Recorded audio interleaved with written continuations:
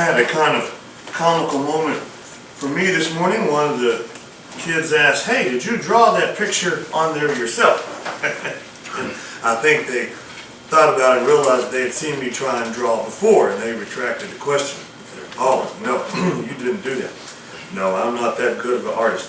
Hey, I want to ask you this morning, what's your favorite animal? In your list of favorite animals, where does the ox rank on your list? I want to pull out some lessons this morning about the old ox, as it's mentioned in the Bible, specifically Luke 14, if you'll be turning there. In 2011, I came across this sermon, and just the title of it caught my attention. And so I had to listen further and see what the preacher there was coming up with. And they came up with this sermon at the congregation where they were a member. They were having attendance problems. They were having people that were traveling on Sundays and missing the worship services there. They weren't planning their vacation around a place where they could worship if they were gone on a Sunday. They had other members who, if one person in their family got sick, well, that meant the whole family had to stay home, or someone in their family was in the hospital. They couldn't supposedly trust the hospital staff to take care of them a couple of hours where they came to worship. And I don't think that's our situation here. So I just want to explain, we're going to do something a little bit different from the person who had an original intent with this sermon. But as I was going through it, because of my curiosity about what this title represented, all those are good things for all of us to think about. But here in our congregation, we have something where these points are going to apply. I was thinking about the number of us here, and we have several of us that are going to be looking at some kind of job in their future or a job change. We've got someone heading off to college. We've got 3 children who are going to grow up and consider jobs. We've got at least 2 of us that are looking at career changes right now. And what I want to do this morning is look at this ox as being, what is your job situation, the career that you're trying to pursue. And it's not too young, it's not too early for the young ones here to start thinking in terms of putting God not only in place in your life and how you act, but also in how you work and all those other aspects of your life. Luke chapter 14 is where I've asked you to be looking with me, please. Luke 14 and verse 3. Jesus answering spake unto the lawyers and Pharisees, saying, Is it lawful to heal on the Sabbath day? They held their peace. And he took him and healed him and let him go. And answered them, saying, Which of you shall have an ass or an ox fallen into a pit, will not straightway pull him out on the Sabbath day? They could not answer him again to these things. So in considering this ox as our job, because that's the very reference that he's making here. Hey, you're a group of farmers, most of you are, and the most important animal you have is your ox. That would be the equivalent of today's farmer having a tractor. This is how you pull your plow. And if this ox is out there and it's in danger of its life, you're going to go pull it out. And God would understand that. You're violating the rule of the Sabbath when you're supposed to be resting, and God would understand that, right? And he's saying, if God would understand you rescuing your ox on the Sabbath day, don't you think God, who created this person, is going to understand me doing a little bit of work to heal this person? It's a very obvious lesson that he's making here. So he's trying to show them how unreasonable their criticism was. They wouldn't hesitate to rescue an animal from a dangerous situation. And of course, human life is much more important than that. But as we start working our way through here now, this parallel ceases. Some have seized upon this incident of this ox here, this idea, to start excusing themselves from doing the Lord's will every time that they need something else to come up on a Sunday. Oh, Sunday's the only time I have to rest because I worked so hard last week. Or they could offer me double pay for working on Sunday. You wouldn't expect me to turn that down, would you? Something about the job. Or the old car just quit and Sunday was my only day, to get that fixed. Well, some people would even go so far as to say, I'm sure the Lord would understand that, based on this principle of this ox being pulled out of the ditch on the Sabbath day. So I would submit to you this morning that if we ever fall into the trap of using those kinds of excuses, we are misapplying this Bible incident. And the first thing I want to talk to us about this morning is when we have a situation like that, and again, we're specifically doing an overview of this if we try and get a job or change into a career where we'd have to work on a Sunday. But all these principles are not limited to the job. That's just our main focus for our group this morning, because so many of us are looking at this in our life. I want to submit these to you. Might be better to sell the ox or fix the ditch. First point, some people will deliberately push the ox into the ditch so that they didn't have an excuse to go pull it out. Right? So what I mean by that is some people get maybe wrapped up in materialism, and not that they're always trying to keep up with the Joneses, but they're not satisfied with what they have, and so they go buy more stuff. Then they incur more payments on purpose, and then they have this excuse, well, I've got to work more to pay for this thing. Well, it might be better not to push that ox into the ditch. Stop buying this extra stuff or incurring the extra debt. Wouldn't that take care of that? How about this? How about if you sell the ox? You know, if a farmer, back in those days when the ox is their tractor, if that farmer had an ox that looked for a ditch to fall into every time, they would sell that ox fast because their business was dependent on it. Well, if our business, or if we are pursuing a job that takes so much of our time that we can't serve Christ, it'd be better to sell that ox, get rid of it, pursue something else. And I wrote down, because of the culture we live in, that for me, that would be a very legitimate use of unemployment or welfare in a society where that is abused so much. If you're in a situation where you can turn down a job or take a demotion, which then puts you to where you have to get on welfare, I would be the first in line to give you some of my check because you're doing something spiritual, something trying to boost yourself where you can get to worship services more. So I don't want to make that, there's kind of a stigma in a lot of our society attached with getting some kind of help. Well, that would be the most honorable kind of help you could receive. And so I submit that for you. And then how about fill the ditch in this situation? No sensible farmer would leave an ox trap around for very long. If there's a ditch out there, you're going to go fill the ditch so the ox can't fall into it. You wouldn't take a chance on a valuable animal being destroyed. Well, if you're filling up the ditch, aren't you throwing things into that ditch, things that you don't need? Aren't you removing dirt from one place and putting it into another place if you're using dirt? How about if we throw away or we remove some of the reasons that work seems to be so important?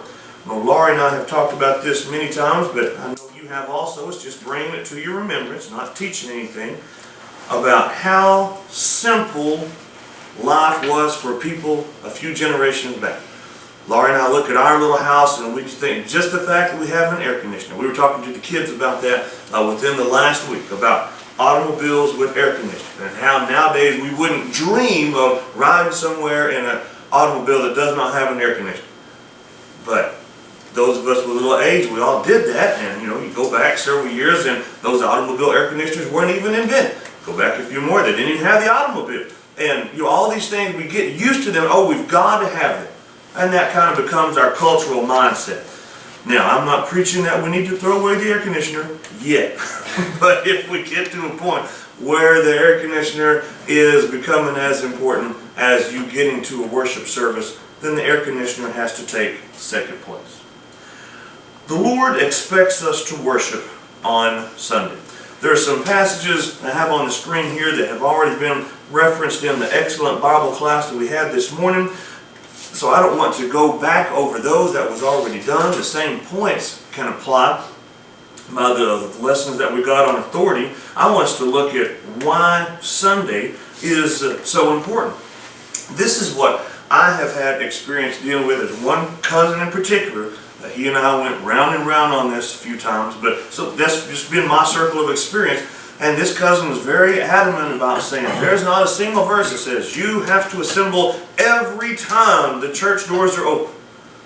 Okay, no, there's not. But this cousin would never agree to listen to the flip side of that. If you're going to do something else when the church doors are open, then you're making a decision to do something else besides worship God. Why would you make any decision as to do something else? So let's look at that. What is it about Sunday? Well, the Lord rose from the dead on the first day of the week. Single most important event in the history of the earth. More than the fact that in Genesis 1, God made earth. That's the second most important event. First important event, Jesus rose from the dead so that we have a way to leave this earth and go to heaven instead of going to hell. That happened on Sunday. The church was established on the first day of the week. And then, as was again referenced in class this morning, the New Testament church met on the first day of the week. That's what God expects us to do on the first day of the week. And that's what the saints did. And that was expressed in class. There's our approved example right there. So that's what we do also. Now that's what God expects. So what about our attendance? Now here in this local work or any local work, we can check on each other. Some places take attendance because attendance is important. But it's really an individual thing. If we had everything in an ideal world, no church would have to take attendance because everyone should be tracking their own. And so I'll put that as a simple thing. Again, our overview this morning is the job. If I, as a school teacher, had an attendance rate the way some people have an attendance rate at church, I would be fired very quickly. We understand that in the business world, that there is no missing. You are expected to be there. Now our culture has time off and things like that, vacation time. Understand that. But we're not talking about the exception. We're talking about when the job has to be done. You know, you think of a farmer with the ox. If the farmer is not out there working, if he just misses for whatever reason, then it doesn't get planted, the food doesn't grow, he doesn't eat. You have to be there. That's what's expected. Would you be fired if church attendance was a job with a manager that was tracking?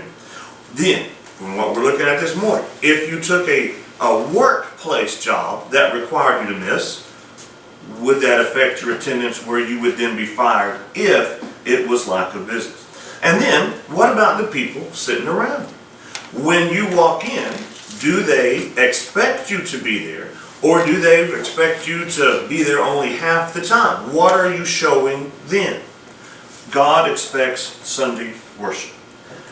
Well, what about the actual ox ditch principle? Let's go back and let's look at that just a moment, since we're building our lesson around that. Exodus chapter 20, please. Let's go back to the 10 Commandments. Of the 10 Commandments, 9 of them are repeated at various places in the New Testament, but one is not, and that's this one. Look with me at Exodus 20, please, beginning in verse 8. Remember the Sabbath day to keep it holy. 6 days shalt thou labor and do all thy work. But the seventh day is the Sabbath of the Lord thy God. In it thou shalt not do any work. And then he goes in to explain the rest of 10. It's not just you, but nobody does any work. And then verse 11, here's why you don't do any work. This principle of the ox being pulled out of the ditch, it is never mentioned in the Old Testament. In fact, it's not brought up in the Bible until Jesus references this in Luke 14. Okay? It's an exception that Jesus referenced that the Jews understood that was to take care of emergencies, right? Now there's this kind of, if you will, a pendulum, or I was talking with my kids this week trying to make sure they got this part of the lesson down. There's some things that were specifically forbidden in the Old Testament on the Sabbath. You'll recall that manna was dropped on the ground every morning. They could not go out on the Sabbath day and pick up manna, or it would be bread with worms and it would stink. Specifically forbidden. But then on the other end of the spectrum, here is Jesus saying, it is all right for you to go pull your ox, or your tractor, out of the ditch. So there's things you can't do, there's things that you are allowed to do. Now what about all of the things in the middle? They had to make a what? This is what I was working with my kids on to be sure they could grasp this. They had to make a decision. Okay, can't get manna. I can go get an ox. Well, what about if my tent falls down in a windstorm? What about this? What about that? And they had to make a decision, right? Now, the exception of the ox was to take care of emergencies. It was not to give them a way to go shove the ox into the ditch so they'd have an excuse to go violate God's law, right? It's not something they would go out and do on purpose. Now, the Jews, made in God's image, just like us, were very good at messing up God's intents of things. Will you look with me at Mark chapter 7? Mark chapter 7, where he gets onto them for not taking care of their own parents who had reared them from birth, made sure they stayed alive, protected them from the elements. And then the parents get old and the kids are not doing their job to take care of them. They had come up with a way, an excuse, if you will, to get out of that responsibility. Verse 9 of Mark chapter 7. Full well ye reject the commandment of God that ye may keep your own tradition. For Moses said, honor thy father and thy mother. Whosoever curseth father or mother, let him die of the death. You don't take care of your parents, you get put to death. But verse 11, but you say, here's your tradition, if a man shall say to his father or mother, it is Corban, which simply means, that is to say, a gift, by whatsoever thou mightest be profited by me, he shall be free. I like the way the New King James says that better. But you say, if a man says to his father or mother, whatever profit you might have received from me is Corban, that is a gift to God. So instead of my taking care of you, I'm just going to say that money is given to the priest and it's a gift to God, and then I'm relieved of responsibility from you. So then the parents are still there in their dire straits. They didn't have a retirement system. The kids were supposed to take care of them, and so then they're just left out. And the parents die, and you said, oh, it's a gift to God, and so I don't have to do anything. They were creating exceptions instead of taking care of their responsibility. We, made in the image of God, have to look at ourselves and say, oh, that's so terrible of them to do that. But we have to say, are we trying to do that? God expects Sunday worship. Are we trying to say, oh, as long as I'm providing income for my family, then it's okay? God will watch that. Is your ox keeping you from fulfilling the commands of God? God has an expectation. That is, people will assemble and worship on Sunday. Again, this was expertly referenced and dealt with in class. We've saved a little time on this one. There is some people who have a debate over what the day is in verse 25. But no matter what view you take on what the day is, it's still saying, don't forsake the assembly. Period. And then whatever the day is, when the day approaches, then so much the more. Don't forsake the assembly. So when this day comes, you get to the assembly even more than you did before, and what you did before was, don't forsake it. That's so easy to see. Don't forsake the assembly. And again, back to my cousin, and he's just a model for so many people who have this kind of mindset. I don't know why that is not so easy to see. I remember a preacher one time, many of you know him, and he was making, I believe, a similar point. He was referencing his own daughter, and his wife and he were going to take a trip, and so they called the teacher. It was a school teacher, and they looked up to this teacher a lot. Their daughter was very young. Said, hey, is it all right if we take our child out of school for, I don't remember if it was a day, a week, whatever the time was, for this very important trip. And this teacher that they looked up to said, you know, your child's bright. It's not going to hurt the child to miss his time at school. I just want you to remember that you never know at what point in what day something is going to click in a child's mind. And even though your child's bright, just weigh that out. You might be taking them away from a day where whatever we're doing in math or science just suddenly clicked. And maybe I, as the teacher, I just happened to say it just right that day for that child. And that made a big impact on that preacher and his wife. And I don't even remember if they took the trip. We understand that in the education world. It's the very same thing in the education process of a local church. No matter who the local preacher is, whether it's me or who the Bible class teacher is, if you're not present, then that might be the very day when something clicked in your mind. We don't know for sure, but if you're not there, then you for sure don't have a chance to learn whatever that is that's going on. And then this word forsake. Some people like to get ticky-tacky about, well, I don't have to be there every time. That still doesn't mean that I'm forsaking. Well, let's back up and think about that, because that's one of those words that depends on the context of the situation. If I'm drowning and you don't help me just one time, then you have forsaken me and I die because you forsook me, right? So you can't just say, oh, forsaking doesn't mean that you don't have to be there every time. It's not that easy to put that fine of a point on. What about this with your ox? Is your ox keeping you from edifying one another? Turn with me to Hebrews chapter 3, please. Now I put Romans 15 on the overhead. We'll just make a point about that as we're turning to Hebrews chapter 3. These verses in Romans 15 are the verses that say, we who are strong ought to bear with the scruples of the weak, not to please ourselves. Let me ask you a rhetorical question. Who ever considers themselves a weak person or a weak Christian? Very few. Right? Almost everyone walks in with some Bible knowledge and some experience and good morals about them. And the vast majority of the people that would hear this lesson or would read this verse would consider themselves strong. Well, what is a strong person going to do? Exhort those around. On the tug of war, you put the strong man at the back who anchors the entire team. That's what the strong person does. They exhort, they prod, they push those along who need the pushing. Sometimes that would be me. Sometimes all of us might be weak on a certain day or have a trial going on in our life. But for the most part, people tend to think of themselves as the strong person. So what does a strong person do? A strong person helps those who are weak. Hebrews chapter 3, please. Verse 12. Take heed, brethren, lest there be in any of you an evil heart of unbelief in departing from the living God, but exhort one another daily, while it is called today, lest any of you be hardened through the deceitfulness of sin. As we're talking about whether or not those of us who are looking for a career change and a job change, whether or not we take a job where we would work on a Sunday, this says exhort one another daily. Isn't Sunday daily? Isn't Sunday a today? Yes, it is. Something to keep in mind. Is your ox keeping you from seeking first the kingdom of God?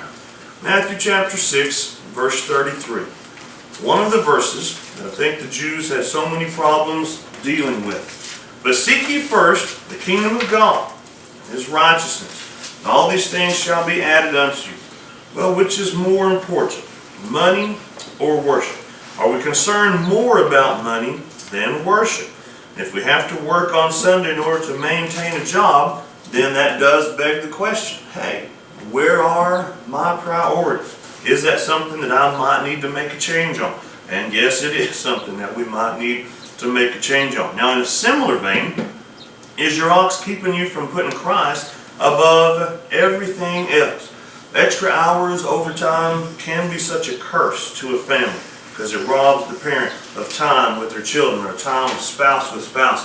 I get a kind of a laugh, not in a funny way, but the shaking your head kind of way every time I see yet another study that comes out talking about how the families that don't spend time together are the families that break apart. And I've seen that so many times through studies in life. And isn't that what the Bible teaches? But we get caught up, not only our society, but sometimes we get caught up and think, oh, I need this extra money to get this thing or this situation. Well, isn't that something that's then going to strap you down and burden you farther with more responsibility? The argument so often is this: I've got to support my family. Amen. That's a Bible principle. But what people don't put in there is, what is the level to which you have to support your family? And I go back to that air conditioner, because we tend to think, gotta have bigger this, newer this, second one of those. No, that's a worldly viewpoint. I like all of those things. Let me be the first to point out, I want all of those things. But there's decisions that have to be made there. Look with me at Matthew 10, please. Matthew chapter 10, verse 37. He that loveth father or mother more than me is not worthy of me. He that loveth son or daughter more than me is not worthy of me. There's too many times where we try and gloss over verses like this and just think of Jesus as that gentle shepherd who's so kind and loving and wants all of us to go to heaven. And that is a Bible-supported side of Jesus. But there are other Bible-supported sides of Jesus. Here is one where he says as bluntly as he can, I am first in your life. And if I'm not, then you're not worthy. You're not worthy. The world doesn't like to think about that side of Christ. But he wants us to know that's how he is. So we're not fooled. What about this part of your ox? Is your ox keeping you from growing and developing spiritually? Because it can hinder our spiritual growth if we are missing, again, for a job. There is a cost involved. That's why I have the picture of the money roll. You didn't praise God. You weren't edifying the church. And the whole design of worship brings us closer to God. Now again, in a similar fashion, these could have been on the same screen. Is your ox hindering your spiritual diet? Because no one grows on a starvation diet. You have to be careful for spiritual malnutrition. Look with me way over in the New Testament at 1 Peter chapter 2, please. 1 Peter chapter 2. Look with me at verse 1. Wherefore, laying aside all malice and all guile and all hypocrisies and envies and all evil speakings. That verse is all negative. Put all those negative things aside. Now here comes the contrast. Verse 2. Instead of that, as newborn babes, desire the sincere milk of the word, that ye may grow thereby.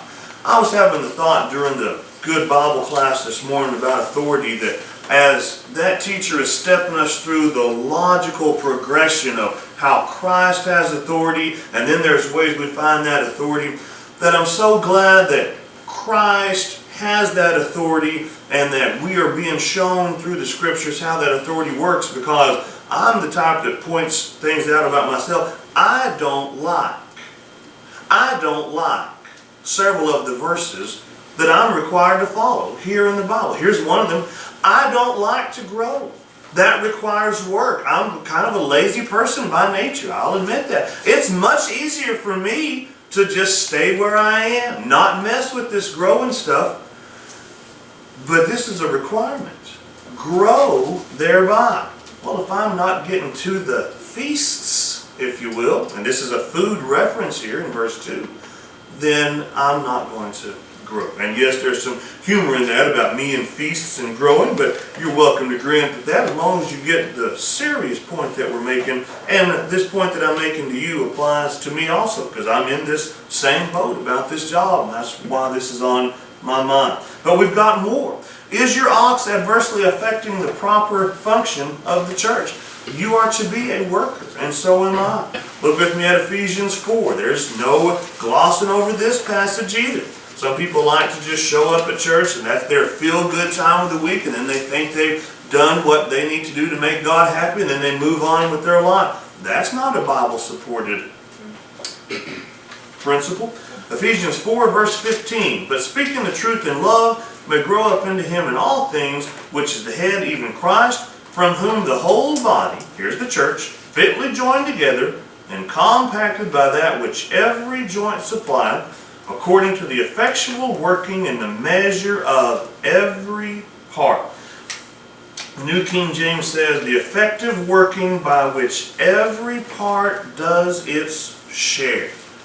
And several of you have heard this so many times, so I just bring it up again as a reminder. Imagine your human body if one leg just decided it was not going to work on a day, and it didn't do its job. Or one arm just decided it was just going to hang limp that day and not do its job. You would be so hindered in what you could get done, what your daily routine is. You are to be a worker. So am I. There's jobs inside the church, and there's jobs outside the church, all of which have to be done. What about this? Is your ox hurting your good example and your influence? Look with me at 1 Timothy chapter 4, please. Paul, writing to a very young teacher there named Timothy, talks to him about his influence. 1 Timothy 4 and verse 12, let no man despise thy youth, but be thou an example of the believers. Okay? Can you be an example to the believers? If they're gathered at church and you're not there, and Timothy is going to these churches, then, ladies and gentlemen, there's a flip side of this. Look with me back at Matthew chapter 5. Yeah, if you're not there present at the local church when they're assembled, you're certainly not going to be the example to them that you're supposed to be. Then look with me at Matthew 5 and verse 14. You're the light of the world. A city that is set on a hill cannot be hid. The local church is assembled here at this place, but you are somewhere else. Please don't fool yourself. The world's going to know. And so not only are you not with the local church being an example for them of faithfulness, but you're out somewhere else being an example of unfaithfulness. That's a two-way street. Is that ox, is that job hurting your influence? And I pause again to say we're just using the ox as the job this morning. There's so many other things that can go into this sermon, into this presentation. We have a big number here that are looking at this job situation. And that's why we're focusing on that. Finally this morning, is your ox keeping you from watching and waiting? Mark chapter 13. I don't know how your mind works in all the situations in your life, but it's very possible this could be the most important point that we make out of all of them this morning. Because as in every aspect of our life, Satan gets in the way, tries to prevent us from doing what it is so obvious that we should be doing. And unfortunately, he's very good at it. The Christians are to be prepared for the return of the Lord. Mark 13, look with me at verse 33. Take ye heed, watch and pray, for you know not when the time is. For the Son of Man is as a man taking a far journey, verse 34, who left his house and gave authority to his servants, and to every man his work, commanded the porter to watch. There's the word watch. Verse 35, again, watch ye therefore, for you know not when the master of the house cometh, at even, or at midnight, or at the cock crowing, or in the morning, lest coming suddenly he find you sleeping. And then verse 37 for the third time, and what I say unto you, I say unto all, watch. One of Satan's best tools is distraction. If he can get you distracted, then you're not watching.